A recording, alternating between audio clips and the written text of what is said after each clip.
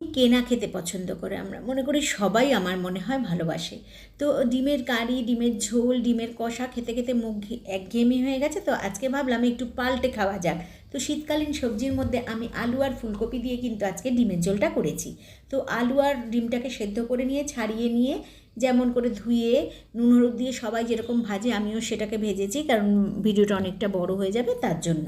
আর এদিকে টমেটো বাটা করে নিয়েছিলাম, সমস্ত মশলা আমি বেটে নিয়েছি।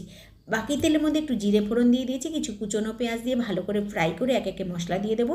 জিরে বাটা, রসুন বাটা, আদা বাটা, শুকনো লঙ্কা বাটা দিয়েছি, কিছু কাঁচা লঙ্কা দিয়েছি চিড়ে, আর দিয়ে দেবো টমেটো বাটা, দিয়ে খুব ভালো করে কষিয়ে নেবো। লাস্টে আর একটু জিরে দিয়ে দিয়েছিলাম, দিয়ে একটু জল দিয়ে ভালো করে কষিয়ে ভেজে রাখা আলুটা দিয়ে আবারও কষাবো।